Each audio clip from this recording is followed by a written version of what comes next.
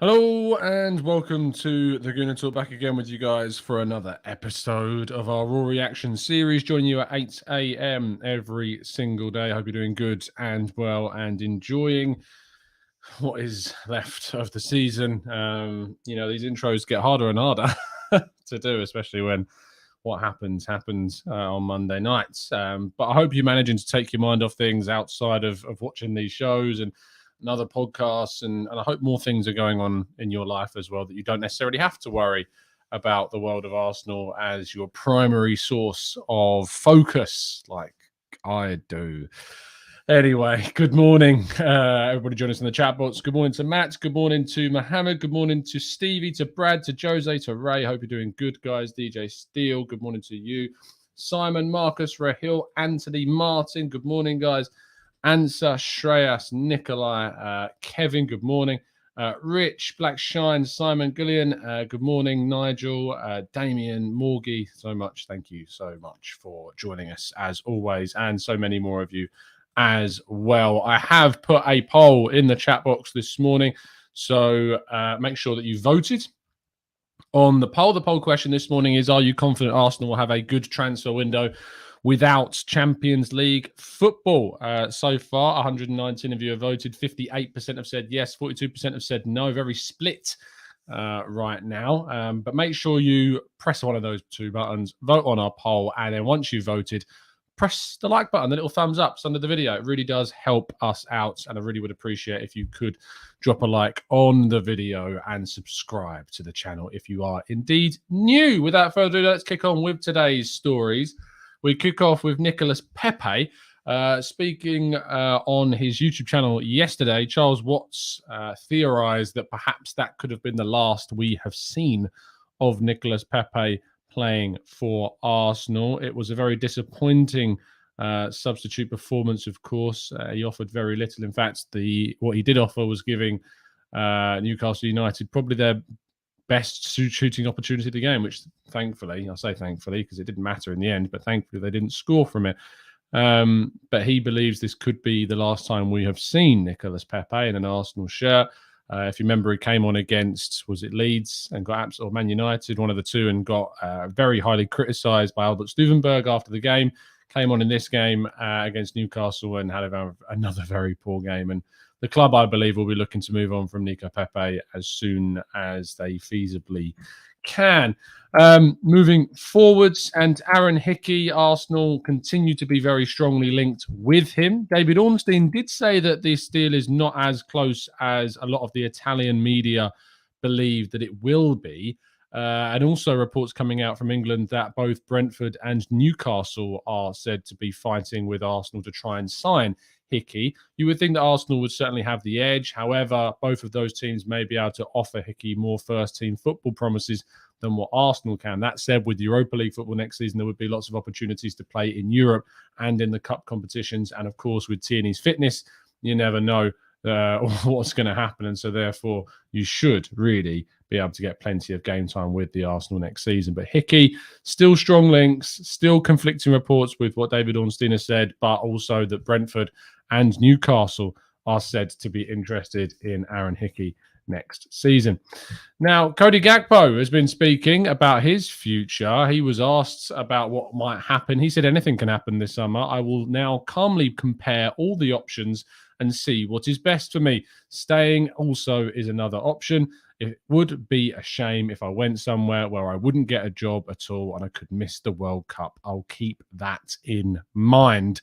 And that, interesting, doesn't bode too well necessarily for Arsenal, who aren't going to be able to guarantee Gakpo, week in, week out football, because we've got Gabriel Martinelli, we've got Emil Smith-Rowe. Perhaps that means that Gakpo would consider a different club, but Arsenal are said to be very interested. The Dutch outlets have maintained that Arsenal have always been leading the race for Gakpo.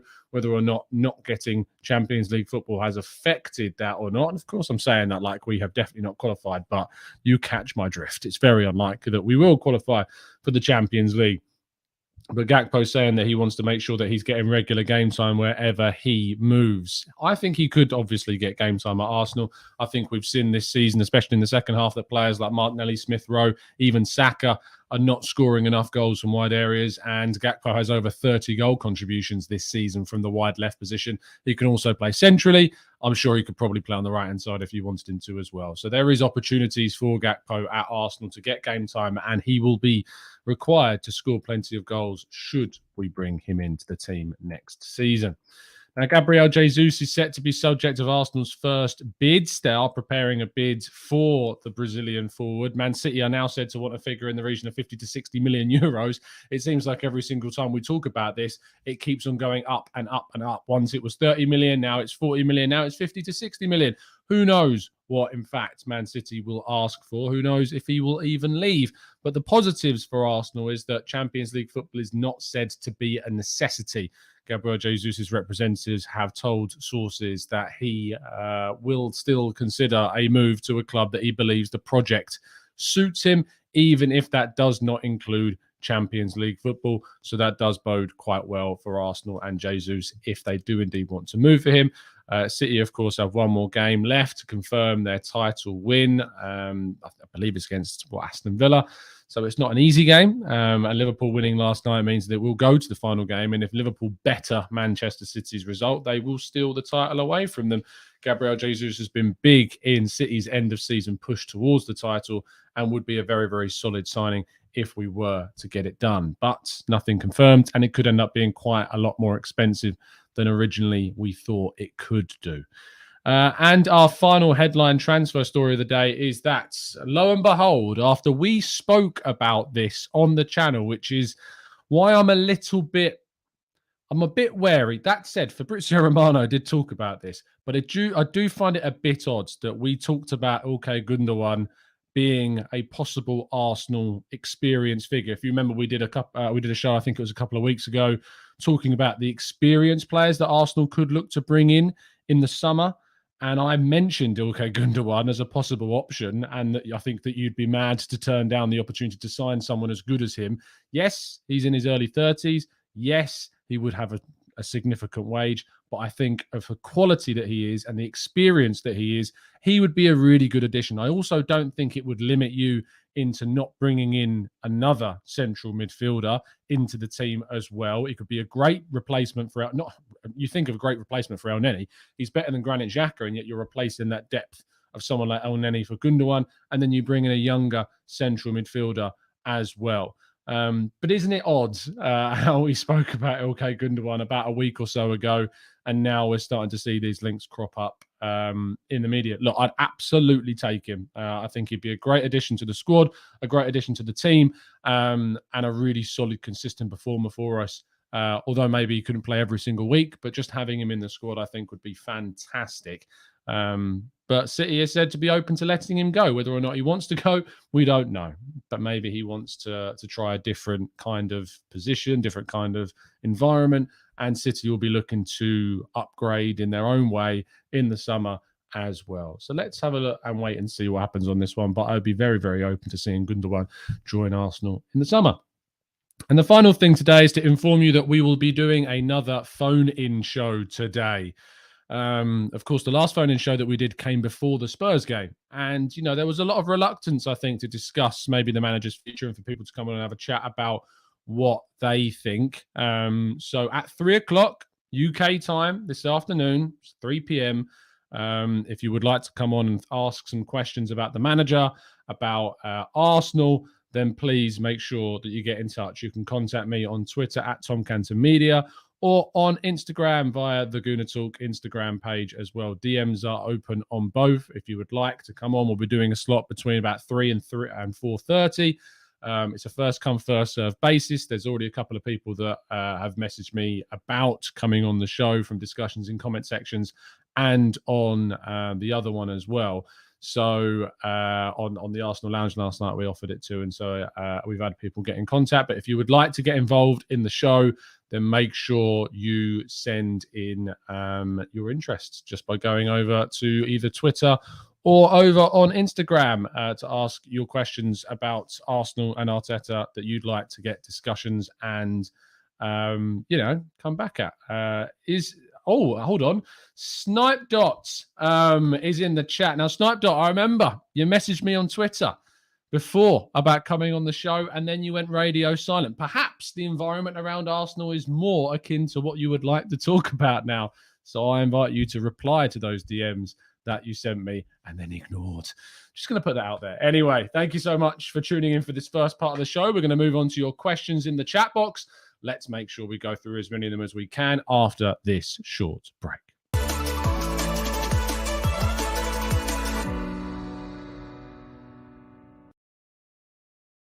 Okay, let's jump into the chat box and get through some of your questions. Thanks. I appreciate that you're liking the new thumbnail designs. They are, as I said before, inspiration that we got taken after I was messaged out of the blue, after some very kind people offered to kind of look into those. Ash Goria, you can find his stuff on Twitter. You can find him at hashtagcreations.com. That his design inspired me to have another few tweaks of the thumbnails, so I'm glad that you're liking them. I'm looking forward to hopefully getting the new colorations for next season. Of course, we do our colorations for the channel based upon the kit colors that come out, which does mean that we may have a pink thumbnail for next season, but it also does mean that we're going to have one of the most crisp, nice, dark, black colored. As you know, I do like wearing black, so that away shirt is going to feature on the channel as the thumbnails for next season. Very much looking forward to seeing how that turns out in the end. Let's scroll up a little bit more because I know there were some questions coming in from others as well. Sure, where was that question? Marcus says, with so many players having injuries this season and Europa League next season, how many players do we need to bring in and who goes? I think we need to sign 7 players. 7 players is what I would like to see. I'd like to see a goalkeeper, which we've done, so check.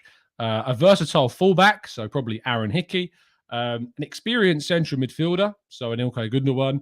A more potential kind of early to mid-20s central midfielder, be that a Yuri Tielemans or a Fabian or a Neves, someone like that. That'd be number 4. 2 strikers, make it 5 and 6, and a wide forward, make it 7. So that's what I would like. I'd like 7 signings personally this summer. Whether or not that's realistic, I don't know. I hope that it is, but it's going to cost a hell of a lot if we want to go in and try and do that. I feel like we will spend close to, if not more than what we did last summer, and that there is the intent to back. And report, I think it was from Sam Dean yesterday on the Telegraph, claimed that Arsenal will still be backing Mikel Arteta, regardless of the fact of not getting Champions League football for next season. Oh, hold on. Is it coming? The TGT sneeze. I can feel it. No. Oh. Dearie me. You know that moment where you're like, oh, it's going to, no, it's not going to go. Sorry, it didn't happen in the end. It might creep up on me again. Fala says, Tom, wasn't the club's objective Europa League? So it means they are planning for players who would play in the Europa League. So our targets have not changed. Yeah, I think that the targets they would have laid out, weeks and weeks ago would have been in mind with the Europa League. If we'd have got Champions League, perhaps they would have had some players in mind that could have stepped up their idea of signing. But they will continue on the pathway that they have established already. Let's scroll down. Yeah, Miko must watch the live shows.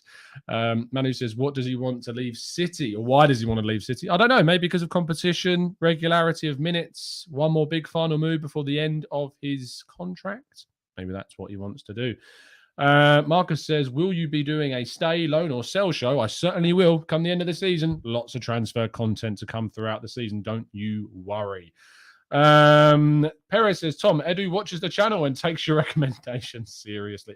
He should do. He should do. He definitely doesn't.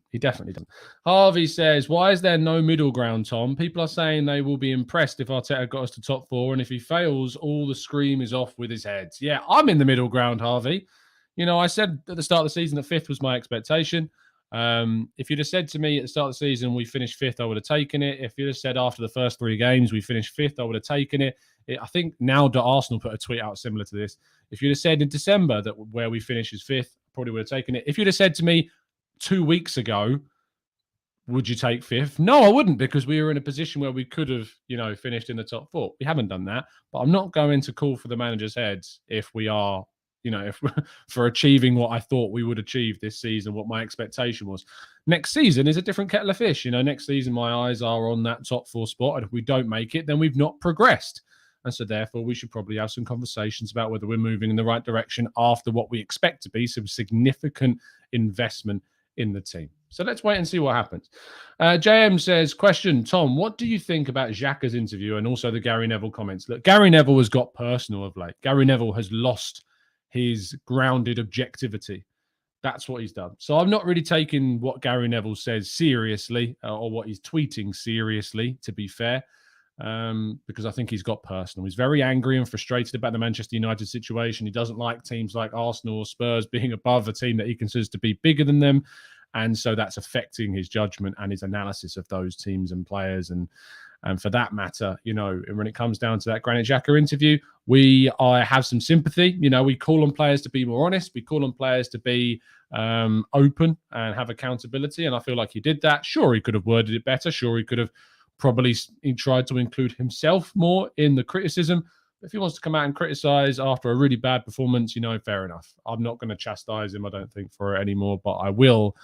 If he was more specific about the young players, which I don't think he was specific about them, he was asked a question about the young players and he disregarded to differentiate between them and anyone else. He painted everyone with the same brush in the team and everyone in the team was poor that night. So I don't have too many issues with it, but I do have issues with, Gary Neville getting personal, which is what he is doing. Kim says, I rate Gundogan very highly, but has he been having many injuries in the last 2 seasons? I know he had issues before. Yes, and that's why I think he should be looked at as a bonus central midfield signing. If we manage to get him in, it's a bonus. We get him on top of what we've already got and we bring in another central midfielder. I think I was always looking to bring in one centre mid minimum, but Gundogan wouldn't be that minimum expectation. He would be a bonus signing, probably a replacement, as I've said, for El Neni. Amira says, hi, Tom. Do you think the players we've been linked with were because we had the possibility of getting the Champions League, or have they always been with the Europa League in mind? Arsenal have approached the transfer window with the idea that we were never going to get Champions League this season, really. They've probably stepped up their efforts when the opportunity looked like it could happen. Whether or not that changes the way in which we go for players like Tielemans or Gabriel Jesus, let's wait and see. But it's not necessarily ruled those players out. Only time will tell, and we will have to wait and see. Yes, Marcus, there will be a black thumbnail with the new kits. It's Dreamland for me. I will have to try and make the background stand out a bit more, though, that's for sure. Amir says, Tom, what do you think Mikel Arteta thinks about this season when he is looking at the 38 games? I think he'll probably look at it as a big missed opportunity and a disappointment in the end. That's how I think he'll view it. Weedy says, have you seen the news this morning that we might be selling Gabriel to accommodate Saliba? I don't buy that at all. And I don't think that's true. And from the information I am aware of, it isn't true. Arsenal have no intention of selling Gabriel, and Gabriel has no intention of going anywhere. So you can probably disregard that story. Nishad says, even though Hickey is mainly a left back, since he can play right back too, could Hickey be more of a Cedric replacement than Nuno replacement? I don't think more one than the other. I think that he could be a replacement for either. I think he can cover either. I think neither will leave. I don't think Tavares will leave. I don't think Cedric will leave. But I think adding Hickey into the team will enable us to have a little bit and more options. And if you remember, next season we've got 5 subs. So that's also something to take into account. Let's go to Hela, who says, doesn't the Newcastle signing of Bruno Guimaraes show that having Champions League is an alpha and omega? It's not just Bruno Guimaraes, it's signings like Partey and Aubameyang and Lacazette. These are signings, Gabriel, that we made without Champions League football. Tierney, we can make good signings and good players without Champions League football. We just can't sign all of the players that we want to see come into the team. Charlie says, Tom, you said a few weeks ago that you wouldn't offer Mikel Arteta a contract if he didn't get top 4, and that if he didn't get Champions League the following season, you would want him to go. Do you still expect Champions League? Yes, I do. It was my preference that we waited on the contract. I have no issue with the contract being given. It was my preference that we waited, but it wasn't a case of, if he signed one, I was going to go down with my pitchfork to the Emirates. I wasn't I wasn't against it because it's a contract for a manager. You can sack managers whenever you like. They're not like players. Next season, if we don't get top 4, we should be asking questions of the coach. I'm not a person that's going to sit here on a channel and go and get him out of the club because it's a bit weird. But what I will say is that, I think that questions need to be asked if we don't make top 4 next season, because we wouldn't have, not if necessarily, we need to qualify for the Champions League. If we finished 5th again, but won the Europa League, it's different. We qualify for the Champions League in that sense. It's a step forward from this season because we would have competed on both a league front and a Europa League front and managed to win that competition. So if we don't qualify for the Champions League next season, questions definitely need to be asked of whether the coach is the right person to lead us going forwards. Let's go to Michael, who says, this team could use some grit in the midfield. If not Basuma, what other centre mid could we get this summer that will fill that type of role? A bit of grit in the team. It's a word very synonymous with English football. I'm not sure necessarily Basuma brings you grit. I think Basuma brings you hardworking, good tackler, still good passer. I don't think grit is necessarily a primary trait that we necessarily need. I think we need someone that's consistent. That's what I want. I want consistency from that type of position. I think Ruben Neves could bring you some grit if you really wanted it. I think there are players that could bring you grit, but wouldn't necessarily bring you the quality that you want. Amy says, Tom, will there be a show of Harry? Harry's on holiday at the moment, so the Canton and Simeon show is on a little bit of a hiatus until Harry gets back from his very well-earned and well-timed holiday. So, yes, Harry, we wish you the best and hope you're having a great time over in Spain, I believe. For a second, I thought he might have been going to the Europa League final, but I don't know. Inga says, next year, top 4 is the main goal. Silverware in Europe, for me, that must be the target. From Norway, I agree with you. I think that's what we should look at. Top 4, Europa League trophy, perhaps even a domestic trophy. That's what we should be looking at next season. Vikram, no, I don't think they should sack Arteta now. I think we've achieved what the expectation was from the season. I'm not going to sack someone for achieving what I expected. If we had finished, outside the top 6, which a lot of people predicted we would have done, then yeah, he should have gone without a shadow of a doubt. If we finished outside the top 6 again, he should have gone, but we haven't. So he continues for me. David says, should we sign someone who can play in Ødegaard's position? We don't have any players in the squad who can, which worries me. Arteta doesn't seem to think Smith Rowe is that player. No, I don't think he does think Smith Rowe is that player. I think there's the argument that maybe Charlie Patino could become that player, but is he ready to go into the first team yet? It's a big, big question. Next season will be, in my view, his breakout year, but it's a strong argument that, yeah, we should be looking to sign some more depth in the creative central midfield on the right-hand side type of position. Neil says, Tom, is it not smart to bring in mid-20s experienced centre mids than bringing in 2, which is difficult? No, I think that we should sign an experienced figure and one of those early to mid-20s central midfielders rather than bringing in necessarily 2 really young or 2 really young. People misconstrue what Arsenal were trying to do in the market. People think we're just signing young players. We're just going for that younger age profile. That's not true. It's not what Arsenal are doing. That's what we did in 2021. We wanted to rebalance the squad, lower the wage bill, lower the age profile. But that's not only what we're doing. And we want to combine that youth with experience and world-class talent and world-class quality. That's what the club wants to do. They've now got to go and do it, which is very good saying it, is another thing doing it. And that's what we need to see next season. Let's go to Vishal, who says, is Jesus really a long-term fix for Arsenal? I don't think so. What do you say? Yes, I think he is a very, very, very good striking option for Arsenal to go for in the summer. I don't think he limits you to just the one. I think he's of an age which means you've got another 5 minimum seasons from him. He's versatile, can play in a wide area. He can change the system and he still works. He's hardworking. He's a clinical finisher. He's got loads of great traits. He's good in, he can head the ball, even though he's not the tallest, he can still head the ball well. So, and he's got super loads of experience playing for one of the best, if not the best coach in the world, and at Manchester City winning plenty of titles. So, yeah, it's a no-brainer, Gabriel Jesus. I really don't get the resistance to him as a possible option. We had a super chat as well, there it is. Aya says, hi, Tom. I'd really love to be on the show so I can properly explain why I advocate for us fixing our midfield. I know you're very passionate about that. As I said, if you want to come on the show, the DMs on Twitter and on Instagram are open for those that have missed that information. Today, 3 p.m. UK time, we are doing a phone-in show.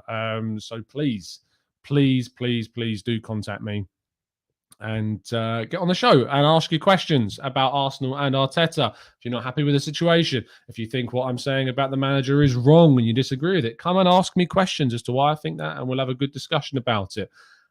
Always very welcome, always very respectful, and I look forward to having a chat. DMs are open for later, 3 p.m. UK time for that. Let's go to Aaron. Says, why does Arteta think building a team has to work because of structures when we have good players who know about attacking structures? Does he hold back the players, or do they keep back themselves? Aaron, I'm struggling to understand your question. I think you're asking whether Arteta's kind of limited coaching ability is affecting how well we attack, and whether or not that falls on the players to do it. Look, I think that we have lacked that clinical, crucial number 9. Teams play better just naturally when you've got that number 9. Their influence off the ball is felt when they're in the team. And when you get the ball into the box, they are a lot more clinical and they offer more, especially if you've got more of an aerial threat. It changes the way that you play. But I also think that, we've lacked some crucial players. You look at Chelsea this season. Chelsea were expected to be title challengers. Chelsea then lost their main starting left back, and for a lot of the middle part of the season, they lost Reece James as well. And all of a sudden, that title dream went down the pan very quickly, despite the fact that they had Lukaku, Werner, Havertz, Mason Mount, Ziyech, you name them. Despite the fact they had all these great attacking players, they still finished way behind where they were expected to. And so the same goes for Arsenal. In the second half of this season, we've lost Tomiyasu for most of it. And the last 10 games of the season, we've lost, last 7-8 games, we've lost Tierney. If you lose your starting fullbacks and you've got to try and deal with that, it's a big, big hit to what you're capable of achieving. And Chelsea saw that this season, and we've certainly felt that towards the end of the season as well, not to mention losing Thomas Partey as well. Let's scroll down a bit more. Let's have a check on the poll. If you haven't already voted on today's poll, make sure that you do that. 400 of you over that have now voted.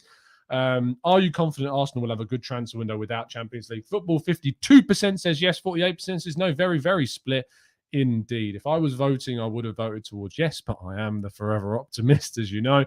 And if you have voted on that, please make sure you drop a like on the video, because there's only 126 of you that have so far liked the video, yet over 400 of you have voted on today's show. So make sure you drop a like on the video. It really, really does help us out.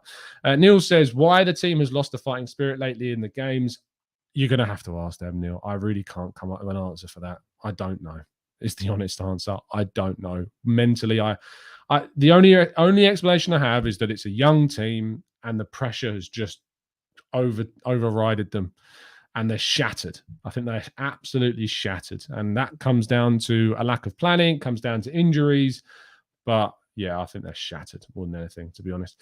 Marcus says, take out the behind-the-scenes issue. Do you not think player-wise we should have been behind Man United? Man United should have been in a title race this season. Should have been in a title race. They have massively underperformed. But that's on paper. And it's about what you do with what you've got that gets you where you want to go. And both Ole Gunnar Solskjaer and then Ralf Rangnick, who a lot of people, I remember doing a show a couple of years ago where we talked a lot about Ralf Rangnick and Arsenal, and people were clamoring to see Ralf Rangnick take over a position at Arsenal. Absolutely clamoring to see him at Arsenal. And yet we've seen what he's done there. I know it's in a coaching role, but that's where he started really mainly in the world of football, is with his coaching. And it's not gone well. They've brought in Ronaldo. They've brought in, 80-odd million pounds worth of Jadon Sancho, Rafa Varane. You look at that team and people talk about, the fact that we've played one game a week, which isn't true, especially when you compare to our rivals. It matters even less. But when you consider the players they've got and the depth that they've got in that team, they should never in a million of years have finished where they are. And if anything, it's a testament to what we've done, and we confirmed our position over Man United weeks ago. So, yeah. Fala says, do you think the club's objective would change next season to qualify for the Champions League, or will the club have no target? Oh, no, they'll be looking to progress, Fala. This season was seen, get back to Europa League. Next season, it has to be Champions League. Has to be Champions League. Let's go to... My chat keeps jazzing out. I don't know what's going on. Manu says, where do you see Paqueta next season? PSG? Yes. Madrid? No. Newcastle? Maybe. Could we even get him? I doubt it. I think that PSG or Newcastle is where he will probably end up going. Silas says, Tom, do you think makeshift backups have cramped? Yes, probably.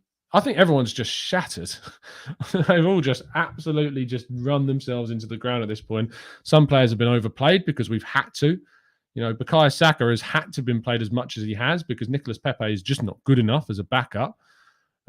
Smith Rowe has been a shadow of the player he was in the first half of the season. I'm not 100% sure why. Martinelli has not scored as many goals as he's needed to. And, the striker position has just been a nightmare ever since January. So, yeah, and losing Partey has been massive as well. Let's go to scrolling down. Greg, who's very angry. Why are you trying to defend? Hold on. Let me do it the justice. Why are you trying to defend Arteta? He sends all of our players away without bringing any. Pathetic. Greg, thanks for your shouty comment. When defending Arteta, I don't think it's about defending Arteta. I said a number of times, I expected us to come fifth. I thought that's where we would be. I thought we would finish fifth this season, and we've done that. We've experienced ridiculous injuries at the end of the season. But I think you're right, Greg. In January, we made mistakes. We absolutely made mistakes. We could have improved the midfield. We could have improved the striking positions. We didn't. And I think that probably cost us top four alongside the injury issue. And because of that, we missed it.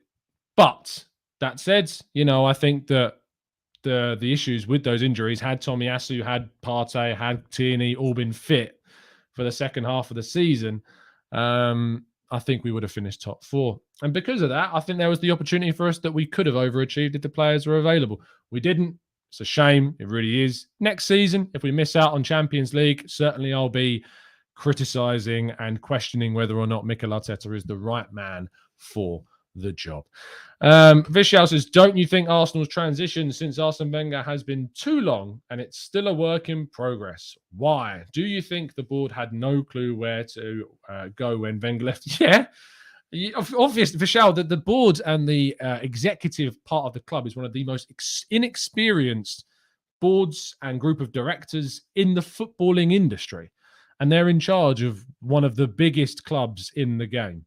Mistakes have been made. Raul Sanllehi was one of the worst appointments we could have brought into the club. Not allowing Sven Mislintat to have a better hold on the way in which we recruited players. And probably, maybe, appointing a new coach more so. Unai Emery was a lot closer with the Raul Sanllehi side of things. So Mislintat wasn't massively involved at all with the Arteta side of things. I don't know how much he was involved with the Arteta thing before we went for Unai Emery. But Sven Mislintat was a real missed opportunity. And letting him go really did cost us. And I think that the decisions that have been made from an executive level have been mad. Appointing Arteta in the first place was a naive choice. A real naive choice. In that situation where, you're out of Europe, you're in a position where you look like you're going backwards, appointing a coach with no experience with the first team was very, very, very risky. And, I've wanted it to succeed. I've wanted it to work. And there's been times where I've certainly didn't think it was going to, and certainly have preferred us to change after Villarreal, after Manchester City. But, yeah. It's hopefully going to work out, but it's there's still so many doubts about Arteta. So a lot of doubts, a lot of doubts. I would never turn around to anyone who says they want Arteta gone and say, I think that's ridiculous. I think you're ridiculous for wanting Arteta. I don't think anyone who wants Arteta gone right now, I can necessarily turn around to them and say, I think you're wrong. I don't think that's the right place to be. If it's a case of that opinion you're holding is meaning that you are actively discouraging us to do well, different. But I don't think I'd criticize someone for having the opinion that Arteta should go because, I think there's a position where you think that Arsenal should be already in the Champions League, which is fine. Having those expectations of Arsenal is fine. It's different to mine. And that's fair. It's nothing to do with standards. It's just I think that I'd rather Arsenal approached a kind of gradual build-up with the aim of having longer term stability and competing for those titles like the Champions League, like the Premier League, by building up gradually rather than, say, going for a Conte or someone like that now to give you an immediate success, but questionably really damaging the possible long-term future of the club. I'd rather see a gradual increase. And to do that, I think we did have to go backwards before we go forwards. So when you kind of talk about Arteta took us from 5th to 8th, I think that's mad. I don't really agree with that. I think that we were always going to have to go backwards to go forwards. And it wasn't a case of taking us from there to there. We've had to do certain things we're going to take us back before we can head forwards again, by rebalancing, by weakening in some places. It's not been perfect, and we certainly need to improve in certain areas. But hopefully this season and this summer we can do that. And there was a chance that we could have finished in the top 4 this season ahead of schedule, which I think is evidence of the capacity of what we're capable of achieving as well. Let's go to. I hope that answered your question. I hope it did. Jack says, Tom, what do you genuinely think about Martinelli? If I'm honest, I think he's ridiculously overrated. He's 20 years old, mate. He's 20. Like a lot of the kids in the team, you'll be struggling to find many 20-year-olds in the Premier League that are doing as much as he is and being asked to do as much as he is. You'll struggle. So I don't think he's overrated at all. I think he's a brilliant talent. He's not world class. He's not top class. He's a great, great, great talent of a player. He's 20. And I don't know why we'd write him off at that stage. Ashton says, if we get Europa League next season, I think Arteta should stay. We spent 2 seasons in 8th place, so another in Europe. I disagree, Ashton. For me, I don't agree with that personally. And, feel free to remind me of this video if you see me swerving away. The only reason why I would ever not accept, but be relatively okay is if we had the worst injury crisis ever next season, which even if we did, we should be preparing for that with the squad depth and the building of this team in this summer. It's the only, and it's a very, very small percentage chance that I'd even accept it then. But next season, we should be looking to achieve top 4. We should be looking to qualify for the Champions League minimum. Minimum expectation is qualifying for the Champions League next season. And if we don't do that, I will be asking questions and I will be saying, is Arteta the right person to be leading us forwards? Because, the amount of time and the amount of money I then expect and the amount of players that he's then got at his disposal and what we should have done and maybe some of the mistakes, if they are repeated again, will come up. So let's wait and see. But I would not be sitting here and accepting finishing outside of the top 4 at all. Jermaine says, I agree with the fact there has been an over-reliance on the young players to deliver. How we used Laka and Eddie is how we should have used Pepe and Saka in games. El Neni's rotation with Partey. I think that we haven't really been able to. Unfortunately, we've not really been able to rotate because every single game has been so key. And because we don't have that kind of midweek, especially in the first half of the season, sense of having games against Vorskla or Karabag, teams that, with respect, we should be beating with our second string side.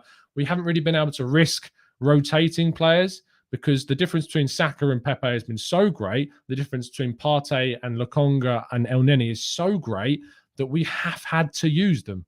The difference between Tomiyasu and Cedric is so great. Tierney and Tavares is so great. The difference between those two players, those backups and the starters, is so big that we haven't been able to afford to rotate at all because it risked derailing our season, our objectives.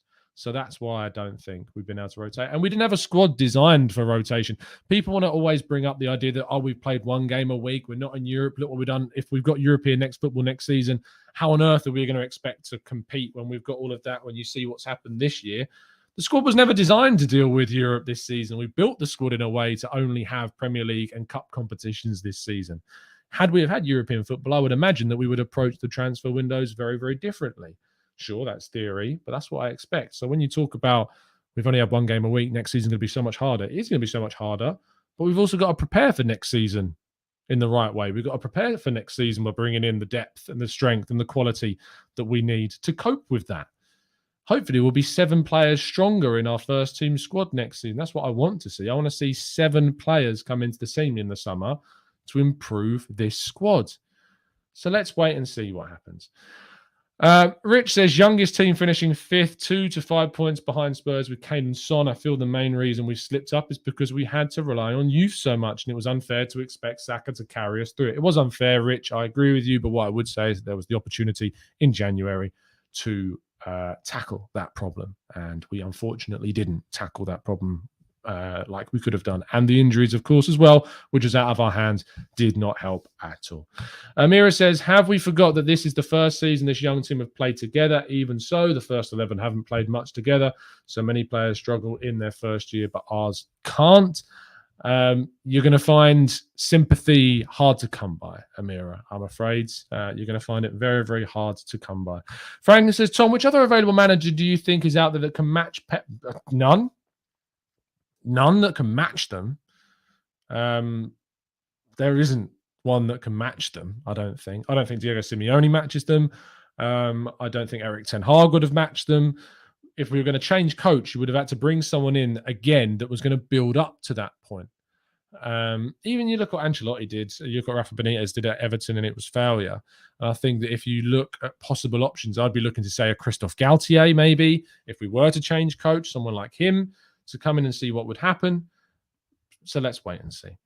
Amir says, it's just hard for me to sack someone who achieved my... Yeah, that's exactly where I'm at, Amir. Like that's why I don't want to change in coach, because we achieved what I expected of this season. What my expectation was at the start of the season was for us to get 5th, because I thought we had the 5th best squad. And so it's as simple as that for me. Jack says, we need new fullbacks and a new top midfielder. Tommy and Tierney are too injury prone. I agree with you. I think he's made a Weetabix. I think there's just a specific injury that he has that he's having a lot of problems shaking off and recovering from. We shouldn't be rushing him back for Everton. We should be getting him fit for the start of next season. That's what we need to do. Pedrag says, Arteta is the right man for Arsenal, and time will prove it. I hope you're right, because if you are right, it means Arsenal is succeeding. And that's all that matters, is that Arsenal succeed and get where they need to go. Let's have a quick check on the poll. Wow, exact split 50-50. Over 500 of you have now voted. 50% say yes, you are confident Arsenal will have a good transfer window without Champions League football. 50% say no. Still only 171 likes, people. Come on, if you voted on the poll, please make sure you click the like button on the video. I will be back at 3 p.m. UK time for our phone-in show discussing all things Arsenal, Arteta, Edu, transfers. If you've got a question about anything, bring it along.